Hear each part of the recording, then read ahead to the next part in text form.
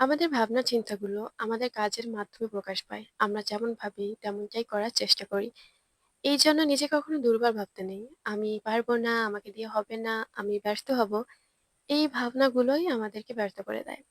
যেমন আমি আমার লাইফের একটা বিষয় শেয়ার করি, তাহলে আপনি বুঝতে পারবেন যে আমাদের ভাবনা কিভাবে আমাদের কাজগুলোকে কন্ট্রোল করে। নাগরদোলা তো চেনেন নিশ্চয়ই।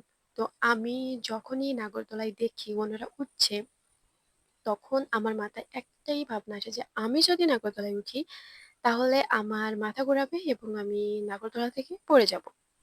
এবং এইটা ভেবে আমি এখনো পর্যন্ত কোনোদিন নাগরদোলায় উঠিনি। কিন্তু আমি তো আসলে নাগরদোলায় উঠে দেখছি না যে আমি কি আসলেই আমার মাথা ঘুরাবে, আমি কি পড়ে যাব? না। এর কিন্তু কোনো বাস্তবতা নেই। তাহলে আমি উঠছি না কেন? ওই যে আমি ভেবে নিয়েছি আমার সাথে এমন হবে, আমি নেগেটিভ ভেবে নিয়েছি।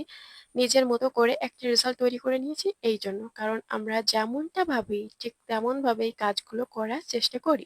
কিন্তু এইটা তো শুধু একটা নাগরদোলা। আমি যদি সারা জীবনে একবারও না উঠি তাহলে আমার লাইফে কিছুই যাবে আসবে না। কিন্তু আমাদের এমন অনেক কাজ থাকে যেগুলো যদি আমরা করার আগেই এমন নেগেটিভ ভেবে নেই, নিজেদের মতো করে একটা রেজাল্ট তৈরি করে নেই যে হবে না, পারবো না আর করার চেষ্টা না করি, হাল ছেড়ে দেই, তাহলে সেইটা হবে অনেক বড় একটা লস।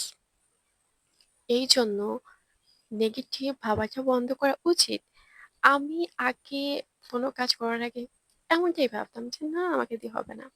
কিন্তু এখন আমি এমনটা ভাবি না, আমি আমার ভাবনাগুলোকে চেঞ্জ করার চেষ্টা করছি। আগে যখন আমি ভাবতাম যে আমি পারবো না, সেই আমি এখন ভাবি আমি চেষ্টা করব, আমি শিখবো এবং একদিন আমি অবশ্যই পারবো। এবং এইটাই সঠিক। আপনি যখন পজিটিভ ভাববেন তখন আপনার আত্মবিশ্বাস বাড়বে।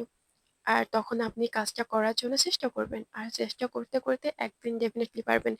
কিন্তু যতক্ষণ আপনি নেগেটিভ ভেবে যাচ্ছেন, আপনার আত্মবিশ্বাস তো থাকবেই না। আপনি চেষ্টাই করবেন না। আর চেষ্টা না করেই হেরে যাবেন।